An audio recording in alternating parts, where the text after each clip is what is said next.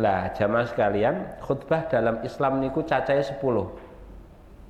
Dalam Islam khutbah niku jumlahnya ada 10. Pertama khutbah Jumat.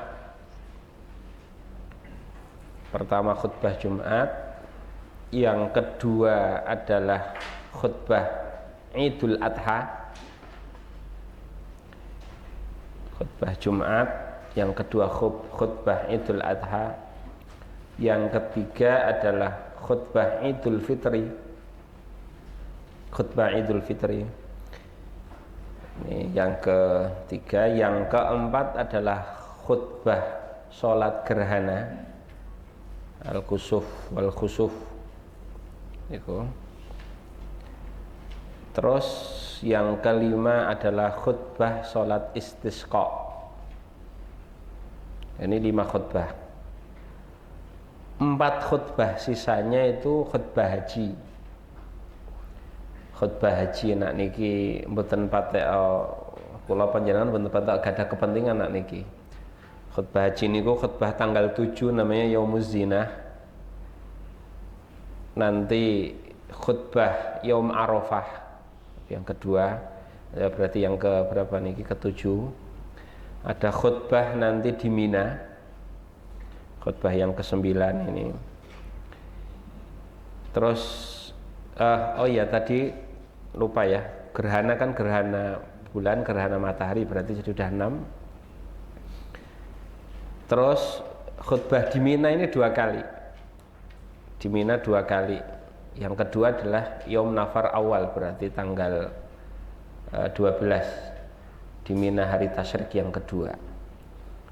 Nah itu kalau khutbah haji mungkin kita nggak terlalu punya kepentingan. Yang terpokok adalah khutbah Jumat dan khutbah-khutbah sholat yang lainnya seperti sholat hari raya, gerhana bulan matahari, dan sholat istisqa. Nah, khutbah ini memiliki syarat-syarat, rukun-rukun, dan hal-hal yang disunnahkan.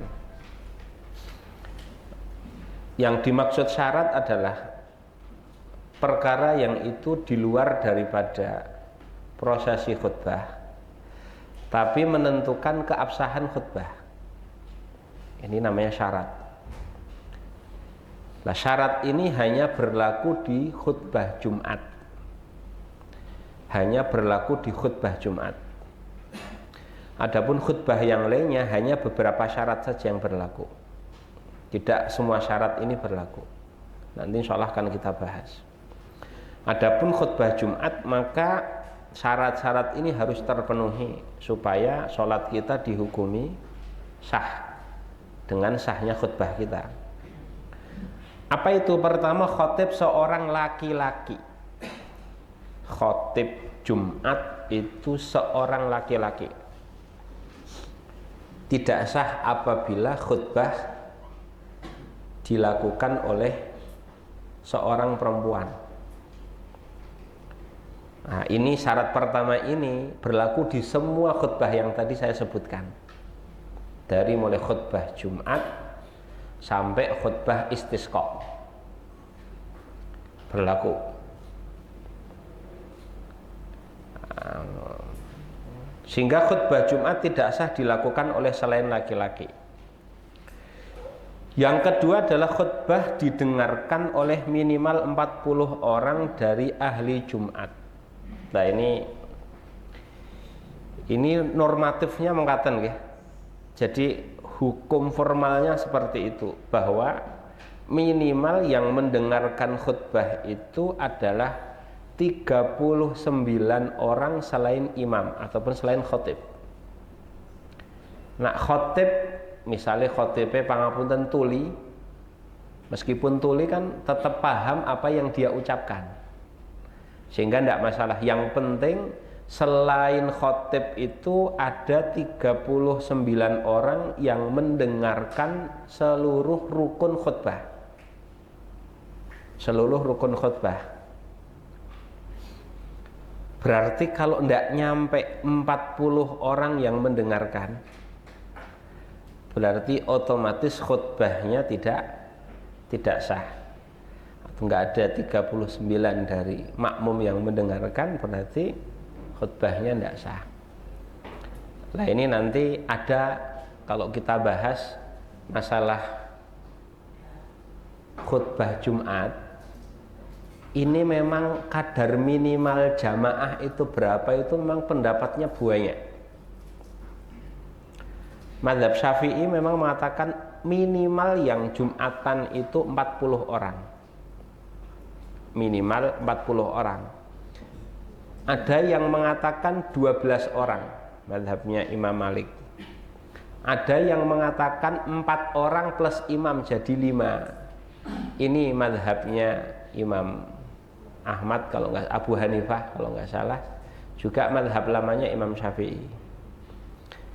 Keseluruhan itu sebenarnya berangkat dari perbedaan berapa jumlah yang tersisa. Kalau kita baca surat Al-Jumu'ah itu kan ada wa idza ra'au tijaratan au lahwanin faddu ilaiha wa tarakuka qa'imah. Jumlah itu ijma, sepakat harus ada jumlah tertentu. Cuma berapa jumlahnya? Lah ini nanti pas suatu saat itu Nabi sedang khutbah, lalu ada seorang sahabat namanya Dihyah Al-Kalbi. Ini sahabat yang wajahnya paling mirip dengan malaikat Jibril. Dihyah Al-Kalbi ini membawa dagangan dari Syam. Lah Nabi nembe khutbah, sahabat niku kok ningali wonten dagangan dari Syam. Kalau dulu kan modelnya ya masih sangat klasik sekali, bawa dagangan terus nanti siapa yang mau membeli. Nabi ditinggal, yang tersisa tinggal beberapa sahabat saja. Lah ini nanti perbedaan riwayat berapa sih sahabat yang tersisa, ini nanti yang menjadi sebab berapa sih kadar minimal sholat Jumat. Ada yang mengatakan 40, ini yang dipilih oleh Imam Syafi'i. Ada yang mengatakan 12, ada yang mengatakan 4, ada yang mengatakan berapa.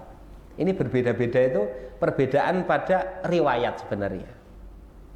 Perbedaan pada riwayat. Nah, seperti itu.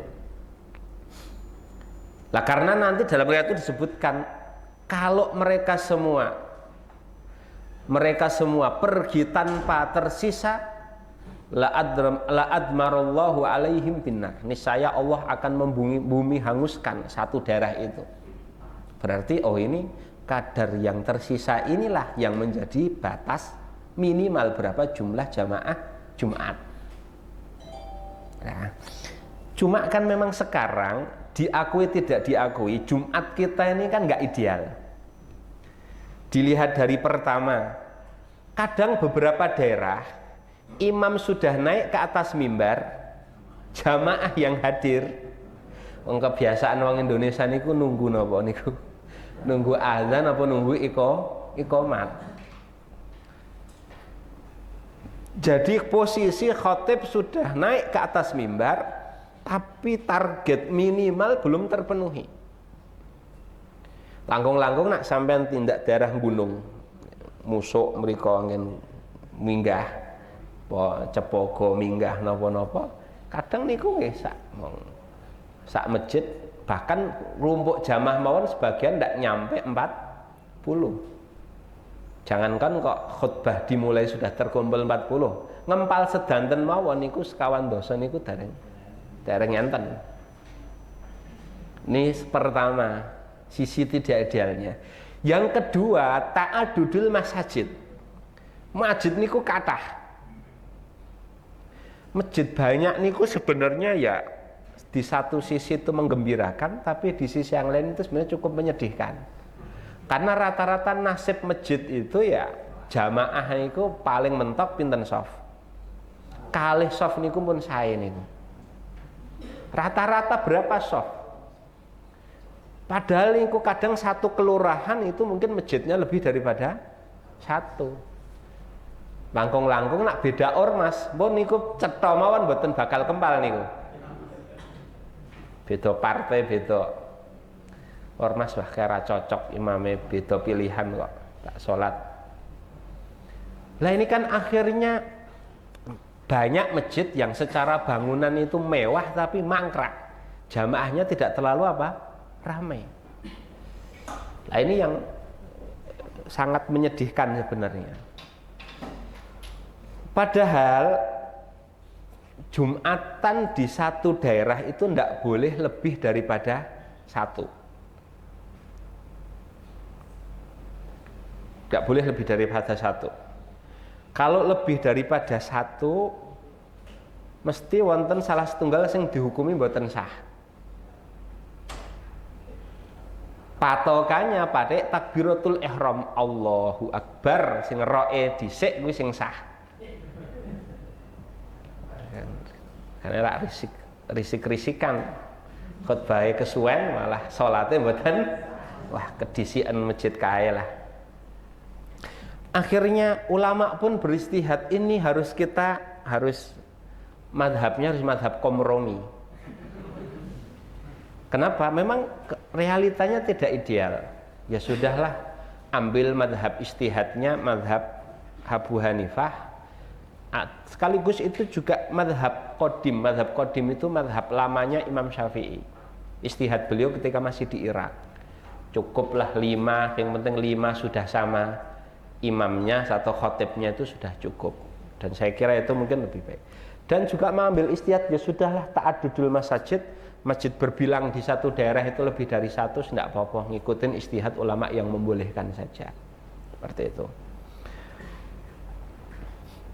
Lah kalau normalnya harus minimal 40 orang.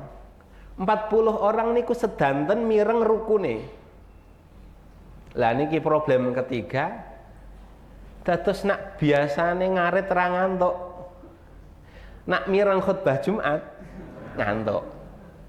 Jados iki kok rawuh niku namung setor awak. Niki imame pun khotibe pun berapi-api, jamaahnya malah masalahnya mungkin nak sing tilem niku kok sing gesang niku namung 3 dosa apa bahasanya, khutbahnya juga otomatis dihukumi tidak sah. Ya akhirnya kita kompromi lagi, sudahlah mau bagaimana lagi, darurat. Kita ini masyarakat darurat, serba darurat. Lah niki makanya sekaligus pangapunten khutbah Jumat niku ampun dawa-dawa. Paling boten rukune niku diperhatikan. Adapun masalah isinya niku sampean nyampaikan 1-2 hadis niku pun cekap. Wong nak dawa-dawa khutbahe ngantuk. Napa mangke sing disampaikan niku mboten patek dipahami kalih jamaah. Mbah-mbah niku kok sampean bahas napa ngoten sing rawuh namung mbah-mbah. Mboten wajar mawon pun. Ya. Bismika Allahumma ahya wa bismika amut niku untungane pun langsung. Nggih ya, terus niku. Kula riyen niku nembe wangsung saking luar negeri niku semangat nak khutbah niku dawa. Nggih, riyen tesih enom nggih. Saniki sih enom ning pun rada patek tuwa niku terus wis pun lah paham. Riyen nak khutbah dawa, buat tema yang panjang, ayat, hadis, perkataan ulama nih. Langkung-langkung kula niku mikir, iki santri sing bendina ngaji kitab niku mireng khutbah dawa niku tilem kok. Langkung-langkung tiang awam sing mboten ngaji mboten napa-napa, pun kula ganti mazhab pokoke khutbah niku sing penting cepet. Rukune niku dipenuhi, isine dipilih sing penting mawon apa, sing badhe disampaikan. Kan niku. Yang kedua adalah khutbah dilakukan di area pemukiman. Dados ngeten. Ulama berbeda pendapat, apakah Jumatan harus di masjid atau boleh di luar masjid atau di selain masjid. Madhab Imam Malik harus di masjid, masjidnya pun masjid jami. Ini madhab Imam Malik. Madhabnya Imam Syafi'i tidak harus di masjid, yang penting di area pemukiman. Kalau di area pemukiman itu, mau itu di gedung, mau itu di masjid, dan itu yang paling afdal kalau di masjid, atau boleh juga di lapangan, yang penting masih di daerah pemukiman. Artinya apa? Berarti di luar area pemukiman, misalnya di bumi perkemahan. Sampean kok camping dinten Jumat. Camping dinten Jumat niku asline haram, mboten angsal nak mangkate baru subuh. Wong niku berarti jarak nekat mboten salat napa? Jumat. Ning misale kok campingnya sejak Kamis lanjut sampai Jumat, berarti niku sampean mboten wajib Jumatan, wajibnya napa? Salat duhur. Karena secara tempat tidak memenuhi syarat. Sampean tindak wonten luar Jawa naik kapal, pas di pertengahan perjalanan ngepas hari Jumat, niku rak bukan di daerah pemukiman, berarti tidak wajib nopo Jumatan. Wonten kapal mboten sah Jumatan, dicukupkan dengan sholat nopo duhur.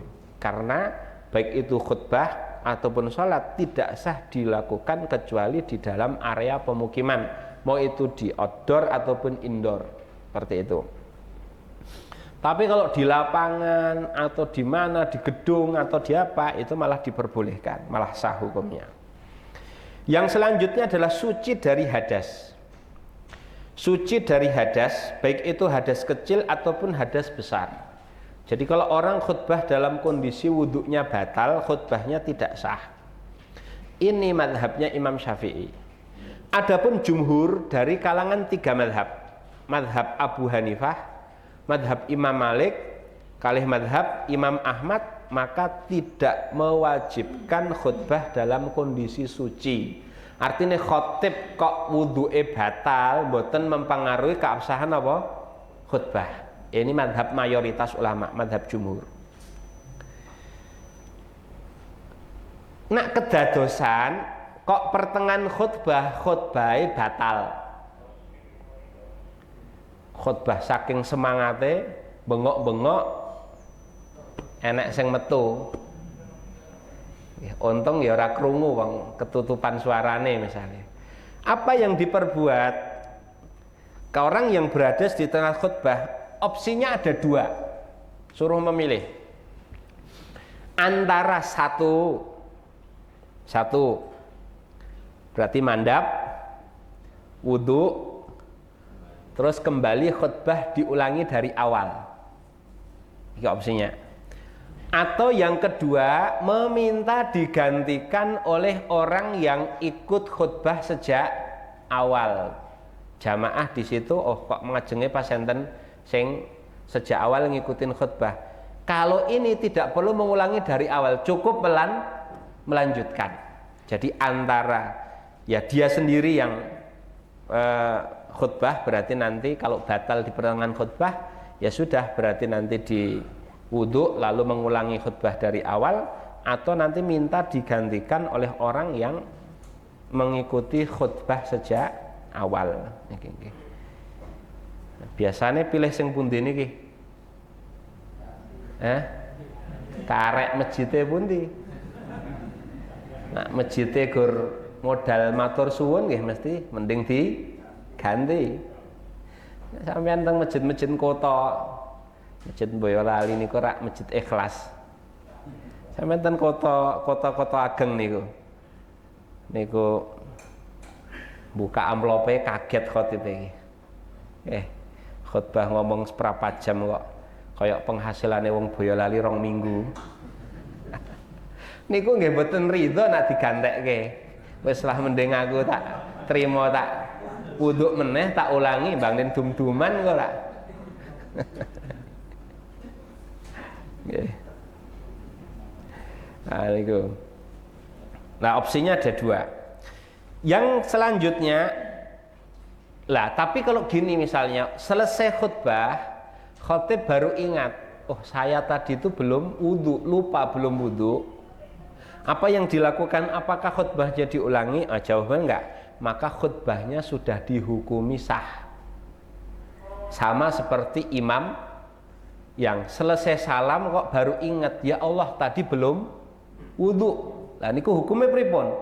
Jamaahnya hukum sholatnya tetap sah. Imamnya tok yang berwudhu lalu mengulangi sholat. Sama kok Jumatan bibar khutbah kok nembe kemutan, wah lali dong wudhu, maka dalam kondisi seperti ini khutbah Jumatnya nggak perlu diulangi karena sudah dianggap apa? Dianggap sah. Ini. Yang selanjutnya adalah suci dari najis, baik itu di badan, pakaian maupun tempat, kecuali najis tersebut ma'fu alias dimaafkan. Suci baik badan, pakaian ataupun tempat. Yang dimaksud tempat adalah ya mimbar tempat dia khutbah itu. Ya, mimbar tempat dia khutbah itu. Nah, ini juga disyarat kecuali najis yang dimaafkan. Najis yang dimaafkan itu seperti kalau kita punya luka lalu masih berdarah atau bernanah. Itu kan najis, tapi najisnya dimaafkan. Ya, najisnya dimaafkan. Dalam mazhab Syafi'i khutbah dalam kondisi bernajis hukumnya tidak sah. Tapi jumhur ulama, enak, jumhur ulama mensyaratkan tidak harus suci dari apa? Najis. Apabila tongkat yang dipegang oleh khotib ada najisnya atau bersentuhan dengan najis, maka khutbah tidak sah dalam mazhab Syafi'i. Kok misale enten tongkate niku enten telek cecake, berarti kan memegang napa niku sesuatu yang nyambung sama apa? Najis. Lah niku cara mazhab Syafi'i khutbahe mboten sah. Mboten sah. Ya.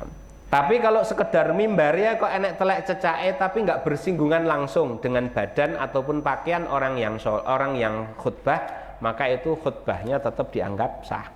Wa ala kulli hal niku tetap jumhur tidak mensyaratkan harus suci dari apa? Najis. Tiga madhab baik Abu Hanifah, Imam Malik ataupun Imam Ahmad tidak mensyaratkan suci dari najis. Menutup aurat ya, apabila aurat terlihat ketika khutbah maka khutbah dihukumi batal dan tidak sah. Jadi apabila auratnya sampai tersingkap di pertengahan khutbah, terkhusus ketika menyampaikan rukun-rukun khutbah, maka khutbahnya dihukumi tidak sah. Adapun selain daripada aurat, selain daripada rukun, kalau auratnya tersingkap maka tidak membatalkan khutbah, tidak mempengaruhi keabsahan apa? Khutbah.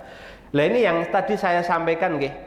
Memang 2 rakaat ini seakan-akan dihukumi sebagai pengganti dua khutbah ini seakan-akan dihukumi sebagai pengganti 2 rakaat apa? Duhur. Jadi diberlakukan hukum yang sama pada hukum-hukum sholat, suci dari hadas, dari najis, auratnya tertutup. Nah seperti itu. Ya.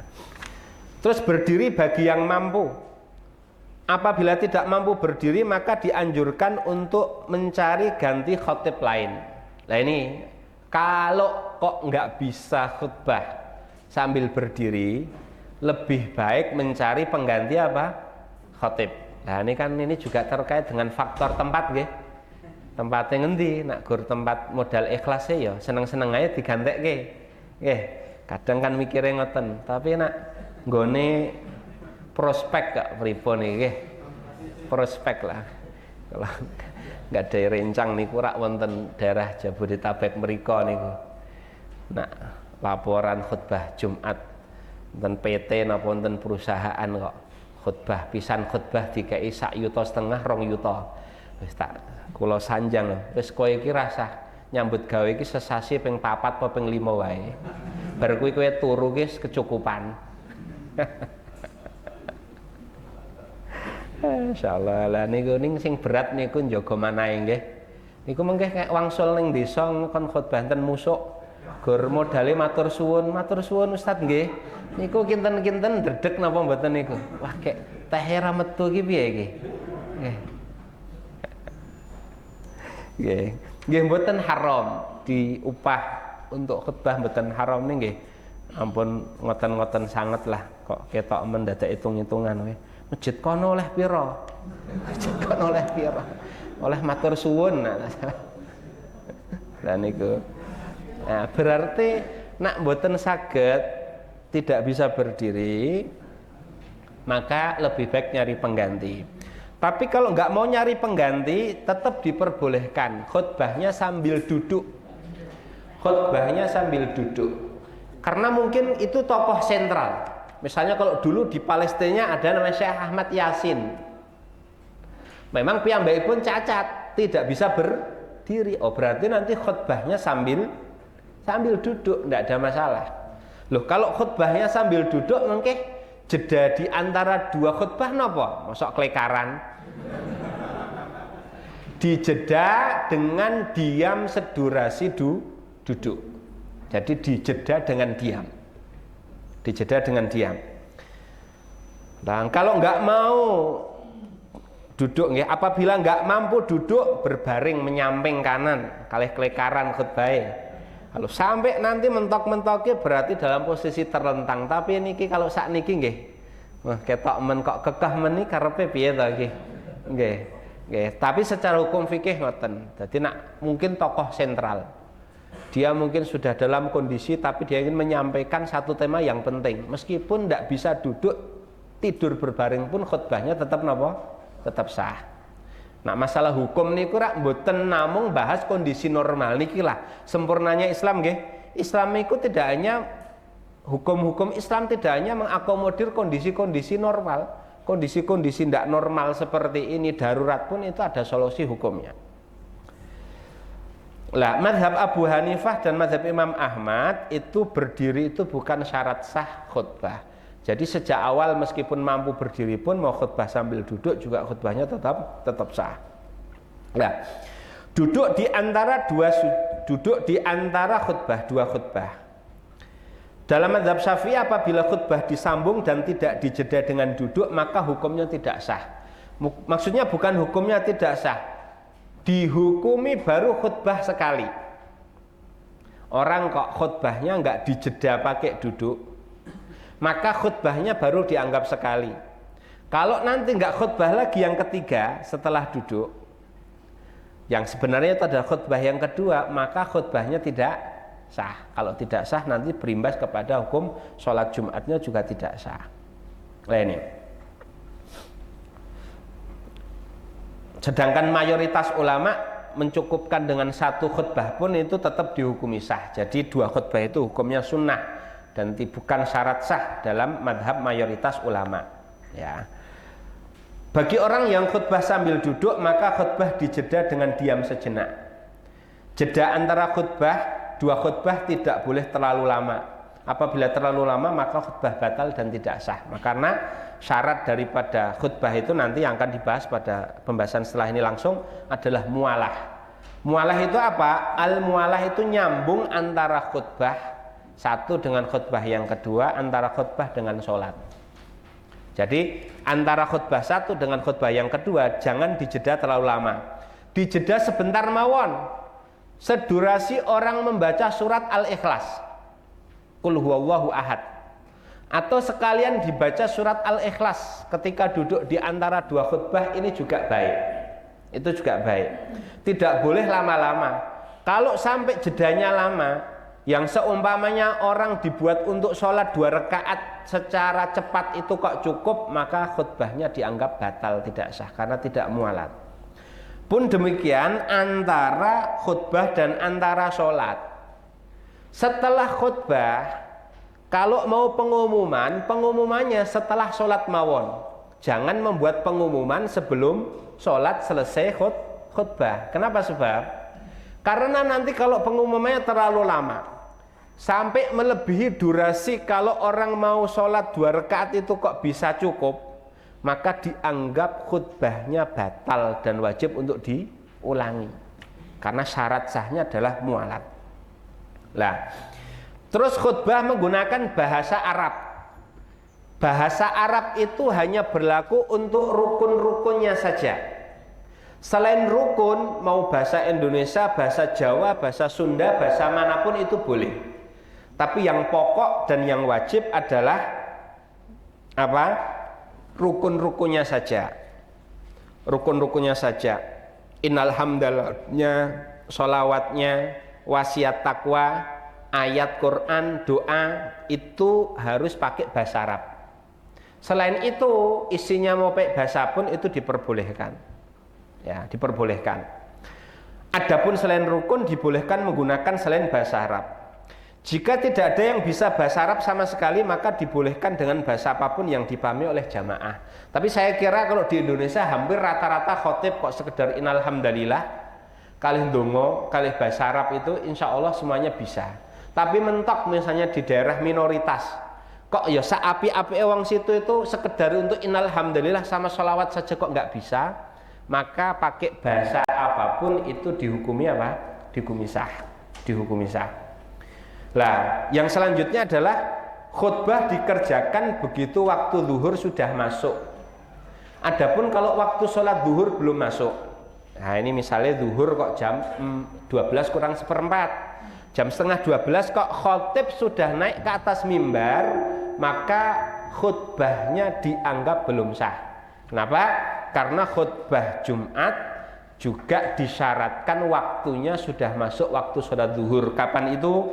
Tergelincirnya matahari. Berarti nunggu dulu masuk waktu zuhur, baru nanti khotib naik ke atas mimbar. Lah terus mengeraskan suara sehingga terdengar, tadi khotib mengeraskan suara sehingga ya sekurang-kurangnya yang mendengar adalah 39 orang dari ahli Jumat. Lah ahli Jumat itu sinten? Di halaman pertama saya lupa. Ahli Jumat itu berarti ya laki-laki, merdeka, akil, balik, mustautin. Mustautin itu adalah orang yang berdomisili di situ. Kalau semisalnya orang tidak domisili di situ, berarti tidak masuk kuota yang 39 itu atau yang 40 itu. Ini adalah syarat sah khutbah.